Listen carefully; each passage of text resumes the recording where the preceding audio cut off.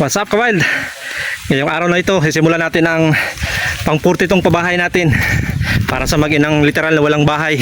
Nakatira lang sila sa ibang-ibang bahay. Pero hindi bali, hanggat may mga taong katulad yung nagmamalasakit, patuloy po tayong gagawa ng bahay. Nakapagsimula na po tayo, nakapagpundasyon na tayo. Pakita natin na kapag tayo ay sama-sama nagtutulungan, walang imposible. Walang imposible kapag tayo ang nagtutulungan.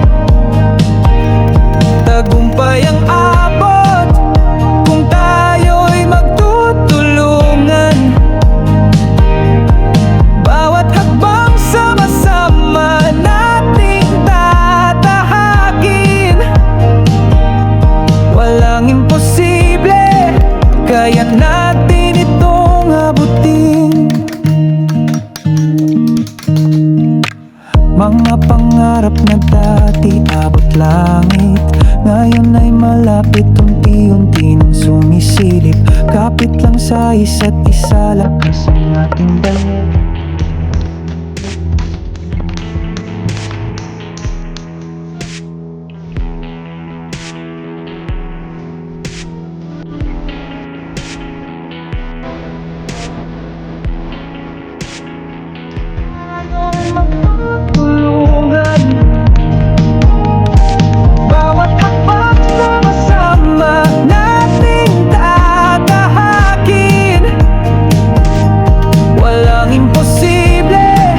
Kaya natin itong abutin. Kahit anong layo, aabot pa rin ang pangarap. Kahit anong hirap, walang atrasan, walang gap. Sa bawat pagkilos, tiwala'y magkasama. Dahil sa atin, lahat ng walang imposible kapag tayo ang nagtutulungan. Tagumpay ang abot kung tayo'y magtutulungan. Bawat hakbang sama-sama nating tatahakin. Walang imposible, kaya natin itong abutin. Ayan na po mga Kawild ang ating update sa pangatlong araw ng paggawa ng bahay. Dahil katapos lang kumain, relax mode muna. Duyan muna tayo mga Kawild. So yan mga Kawild, yung ating puso negro, liman pa yan. Aba, may mainit na tubig na agad. Si James po ay naghahati ng yero. Day 4 na tayo mga Kawild. At ito si Jude, siya ang gumagawa ng katre, katulad ng request ni Baby. Kailangan daw ay may kwarto siya, gusto niya daw ay bukod siya. At ito po ang ating kusina, lababo, dito ang ating magiging CR. Mag-flooring po tayo dyan.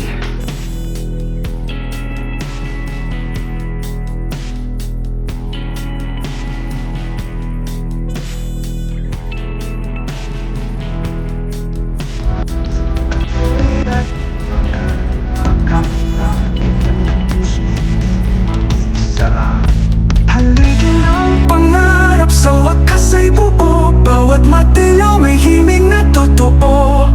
Para sa mag-inang hinubog ng luha, ngayon'y tahanang may saya't sigla. Haligi ng pangarap, sa wakas ay buo. Bawat matilaw may himig na totoo. Para sa mag-inang hinubog ng luha, ngayon'y tahanang may saya't sigla. Lapit na matapos ang bawat sulok, tingin na may kulay sa mata'y humuhulog. Wala nang lamig na taktado sa dibdib, ngayon'y init ng pag-asa ang hahaplos sa paligid. Ngunit higit sa lahat ang pagmamahalan, tahanan ay tahanan sa pusong may laman. Hindi lang ito bubong o mga pader, ito'y alaala ng tabang at paniniwalang walang kape. Hindi ng pangarap, sa wakas ay buo. Bawat matilaw may hiling na totoo. Para sa mag-inang hinubog ng luha, ngayon'y tahanang may saya't extra pang budget, mag-grocery din po tayo mga kawild. Para naman titira na sila, may pagkain pa sila. Wildlife PF, ito ang aming pangalan, yakapin ng layunin, tulong ang ating daan, munting channel na pangarap ay magbigay saya, sabay nating Bad news, mga kawild. pag-asa sa bawat Nakakalungkot mong sabihin pero ito ang nangyari. Ito po. Mukha po yung ginawa natin bahay ay tinirahan ng iba. May nakatira na, di pa tapos, may nakatira na. Ayan. Ayon doon sa kapitbahay, may babae daw na lumabas galing dito. May kasamang anak na babae. Nakalak naman itong bahay pero sumuot sa ilalim. Diyan. Kasi wala pa tayo dyan na ilalagay na sara. Diyan sumuot. Ang paglalarawan mga kawild ng babae kung ano yung itsura niya. Kapareho nung itsura ng babaeng ginawa natin ng bahay. Kaya naisip namin, dahil nga wala silang bahay, nauulanan sila doon, nagpilit na dito matulog. Kaya yan, ito na yung mga gamit nila, dinala na. Pero umalis din daw kaninang maga, siguro nahiya maabutan. Yan, kaya ito na yung mga gamit nila. Pero siyempre, iniisip nila siguro baka ito na yung bahay, pero hindi pa mga kawild. Kasi ayan pa, napakarami pang gamit na pinabili na ating mga sponsor. Maraming salamat sa mga mababait po namin sponsor. Sigurado, matutuwa sila kapag nakita nila may mga gamit pa pala. Elka, ilagay natin yung mga gamit. Saan ka pa? Titira ka na lang. Maraming salamat. Yan po ang nagagawa ng social media mga kawild. Malaking tulong din ng social media. Kaya hindi lang puro negatibo ang epekto ng social media sa buhay ng mga tao. Tingnan mo, pamagitan ng panonood nyo at pagmamalasakit, paggawa tayo ng bahay at mga groceries para sa mag-inang matagal nang nangangarap ng isang disenteng tahanan. Hindi lamang kami ang gumawa nito mga kawild. Ang inyong simpleng panonood ay malaking abag na para sa amin. Nagsuot sa ilalim. Nagsuot po sa ilalim. Sa ilalim nagsuot. Oo. O kaya pala nakapasok. Kami madamay diyan. Ang ginagawa mo. So ayun mga kawild, kwento ni Kuya, nakita niya daw si Lisa talaga pala yung pumasok sa ilalim. Kaya sila yung tumulog dito. So, maunawaan natin sila kasi ang hirap naman talaga ng sitwasyon doon sa ibang bahay. Pwede na mga natulugan, bakit hindi tulugan? So mamaya pupuntahan natin sila doon at kukumpirmahin kung sila ngayon natulog dito. So ayan mga kawild, tapos na yung bahay. Susunduin na natin sila Ate Lisa saka yung anak niya si Beverly. Ano kaya yung madarama nila? Siguradong excited na excited sila. Salamat sa inyo ha, salamat sa malasakit nyo. Dito tayo mga kawild sa bahay nila. Parang mas lalong nag-iba yung bahay nila. Kaya lang, nasa school yata si Beverly. Ano ko kaya?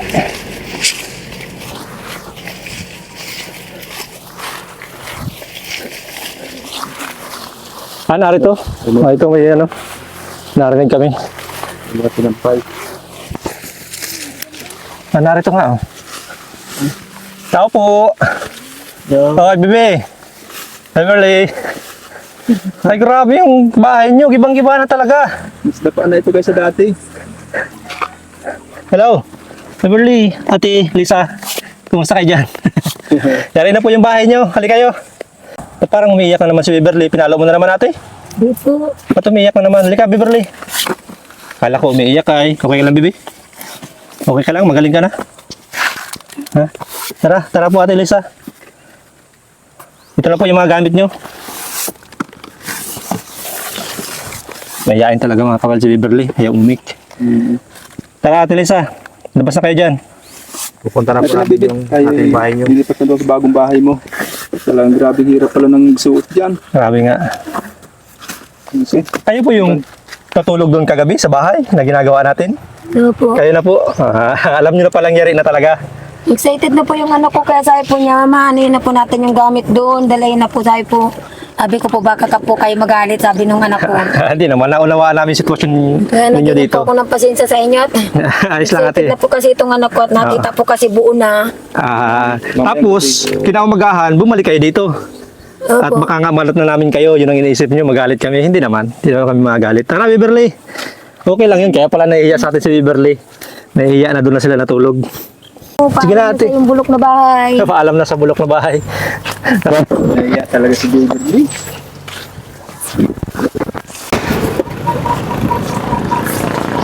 Ikaw, Beverly. Ikaw mahiya. Nahiya ka pa rin sa amin.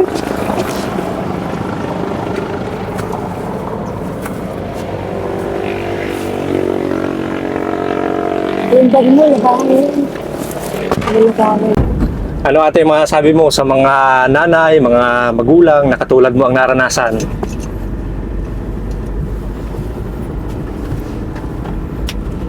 Kaya sabi ko po sa mga nanay na gaya ko po ng naranasan ko, huwag po kayong mawala ng pag-asa at may mga tao naman pong handang tumulong sa atin. Manalig kayo sa Diyos at natupad din po yung panalangin ko na magkaroon po kami ng bahay. Araw-araw ko pong pinanalangin na magkaroon po kami ng sariling bahay. Dahil po sa mga taong mababait na tumulong po sa amin. Salamat po sa binigay niyo pong oras sa amin, yung pagod at pawis niyo po sa magawan lang po kami ng bahay. Maraming salamat po. Yan, salamat din natin. Na-appreciate mo po yung tulong ng mga sponsor, ng mga viewers natin, yung mga nagmalasakit. Kayo din po yung tumulong kay Aiden, tapos po kay Ate Shirley. Ayo, si Din, saka si John Mark po. Ano ko po kasi yun, barkada ko po yun, ng dalaga pa po ako. Magkabarkada kayo ni Ate Eden. Matagal po kami mag-best friend noon. Oo. Naalala nyo mga kawild, sila Ate Eden saka si J Mark yung ginawa natin ng bahay. Naalaman mo pala ate na ginawan din namin sila ng bahay. Kuninto po kasi sa akin ni Aiden na maglapit daw po ako sa vlog, yung tumulong daw po sa kanila. Naikwento ko po kasi doon na wala po kaming bahay. Kaya, oo. At yun nga pong pinangako sa akin ng DSWD na unahan nyo pa pong magawa. Gagawin daw po sana kami ng kubo. Ay sabi ko po dun sa DSWD, higit pa po sa kubo yung ginawa sa amin. Sinabi mo pala, kuninto mo pala Opo. sa DSWD. Sabi ko po ang ganda, hindi na po kami masuot-suot. Pag nakita mo si Eden, sabihin mo natupad na yung sinasabi ni Eden na lumapit sa vlogger at pagpagawa ng bahay. At palagi nakahiga ito, ate si Beverly. Sama pa rin ang pakiramdam?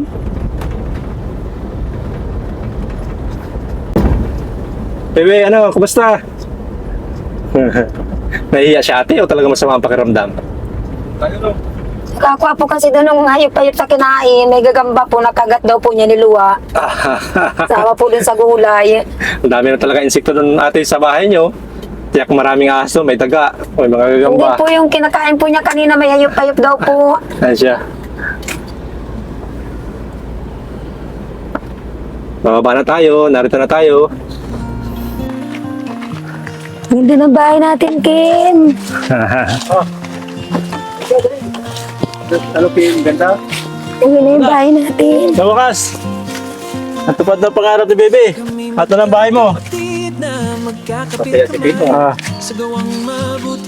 Bebe, ano na, ang bahay mo. Susi. Oh, Bebe, buksan mo na yung bahay mo para na. Makita mo na yung bahay mo. Hindi na excited, natulog ka kagabi ay. Oh. Iyak na sa ate yun. Iyak si ate. Ano, Bebe? Yan. Tulong ang ating daan. Munting channel na pangarap ay magbigay saya. Sabay nating buuin ang pag-asa sa bawat isa. Ayan na. Ayan na. Wow, hindi mo magamit pa oh. Sa Sige, hirap at ginawa, Ikaw mo na bahay mo. di laging handa. Bawat tulong na abot ay aming oportunidad. Sa bawat ngiti ng kapwa, para Wow, ang ganda, may Dora Box si bibi ko. Oh. na laging nasa. Ayan, may ilaw pa yan oh. Nagkasa ng ilaw. May kutsyon. May kutsyon pa. Ito, may pinutin na to. Oh, ayan oh. Gabi, ilaw to. May solar yan. Bebe, oh. May Durabox na si Bebe oh. Tulong ang ating Ayan, Ito, daming grocery oh. Ito naman ang magiging grocery nyo. Tingnan nyo. Bebe, halika. Tingnan mo yung kusina mo. Nandiyan yung prutas sa bebe. Oh. Ha? Paano nagugulat ka? Ano? Ano nasa isip mo? Ha?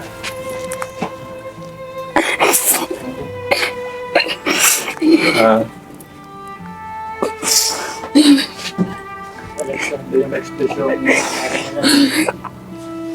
Kailan ko ano nararamdaman ni ate yung pala di siya makapaniwala sa bahay niya. Diba, dati natutulog kayo sa silong. Sumusuot kayo. So ayan na. Dahil sa ating mga sponsor, tapos na yung paghihirap nyo dun sa bahay nyo.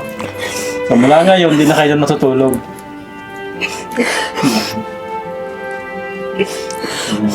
Maraming salamat po sa binigay niyo sa aming tulong na mag-ina.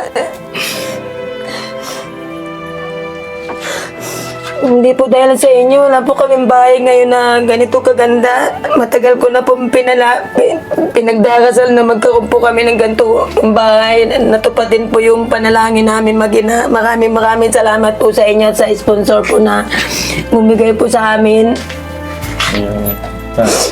Siyempre, ayan, ako konsen mo, may bahay ka na, may CR, may kusina, may tulugan. So lahat ng kailangan nyo, ito na. May ilaw, hindi na kayo susuot doon sa bahay nyo. Kaya tapos na yung paghihirap nyo sa bahay nyo. Ito nga pala yung gamot. Diba? Pina-check up mo siya? Ito yung gamot, binili ko na. Nakalagay 2 kutsara, araw at gabi. So yan. Bumili tayo mga kawal ng gamot ng bata. Kasi may sakit siya. Sinabihan natin na ipa-check up ni ate, pina-check up naman, ito yung reseta. Yung pera ng sponsor, ito na po, bumili po tayo ng grocery, ng gamot, lahat po ng gamit na ito. Ito po yung ating nabili lahat. Ate, gamot niya to. Sabi mo, inumin mo to baby ha? Gamot mo yan. O ayun o, masarap na ba baby yung tulugan mo? Inamoy mo pati yung unan mo, alin dyan ang unan mo? Ha? Ayan sa iyo? Ayan. Ayan, so yan, sa wakas may bahay ka na ate Lisa, sana ang request lang namin sa kanya sponsor, ingatan mo to. Opo. Ingatan mo to, paano pag napanood to ni mister mo at gusto niyang bumalik dahil may bahay ka na, anong pasya mo? Tatanggapin mo pa ba siya? Nahiya po ako sa inyo kung tatanggapin ko pa po. Ay, hindi. Mas Kasi gusto namin tanggapin mo siya para mabuo yung pamilya mo. Ano problema sa amin? Ang gusto namin mabuo yung pamilya mo. Ayoko na po makisama doon. Kasi Yung po karapatan mo yun, siyempre. pinabayaan po niya kami nung Ayan. kung may sakit yung anak ko. Matagal po ako naghanap sa kanya. Hindi po siya napakita sa akin. Ayan, karapatan mo naman yun. Pero kung ipasya mo sama ulit kayo para sa anak nyo, karapatan mo din yun. Ayan. Kung anong bahala sa Yun. So, ito ate yung nagpagawa nitong bahay na to. Kay Sir Noel, nagpadala siya ng 36K. Ito po yung ginawa natin ng bahay. 36K. At maraming salamat din nga po pala kay Ma'am Karen sa kanya pong kabutihan. Kay Ma'am Ani at Sir Max, nagpadala po sila ng 5,000 para po yun sa mga gamit. Tapos kay Ma'am Karen, tapos kay Nina Oblaonyo, nagpadala po siya ng 2K. Tapos yung isa, Ma'am Lorna, nagpadala po siya ng 5K. Yan. So bali po, ang binili po nating lahat ng gamit ay nasa 12K. Kay Ma'am Ani at Sir Max, 5K. Kay Ma'am Lina Oblaonyo, 2K. At kay Ma'am Lorna, 5K. Yan. Ito po yung binili po natin ng lahat ng gamit po dito sa loob. Kaya maraming salamat po sa inyo. At kasama po yung grocery, mga gamit, ito pong tulugan, ito pong kutsyon, ito pong tulugan nila. Lahat po yan, ito po yung ginastos po natin. Kaya maraming salamat po sa inyo.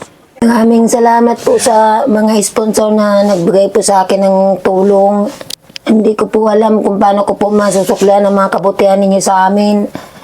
Salamat po sa mga grocery po sa binigay niyo pong pambiling pagkain po sa aming mag-ina, tapos po sa mga gamit po namin sa loob ng bahay. Maraming salamat po. Yeah. At salamat din po dun sa nagbigay po ng panggawa ng aming bahay. Salamat po sa mga kabutihan ninyo sa aming mag-ina. Hindi ko po alam kung paano ko po masusuklian ang mga kabutihan niyo po. Salamat po. Yun. Bali, sa wakas, ayun na po.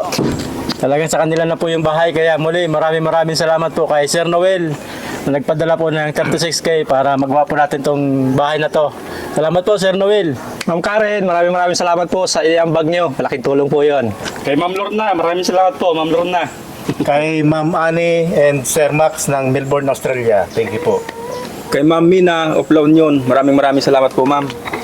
Thank you po sa lahat ng mga viewers namin na patuloy na tumatangkilik sa aming mga video at mga proyekto. Doon po sa lahat ng mga sponsor, maraming salamat po. Salamat po. Salamat po sa inyo lahat. Napagbalik namin, di ba? Salamat sa panonood. Salamat din po sa inyo. Yeah. Bye-bye! Ingat po kayo. Bye po.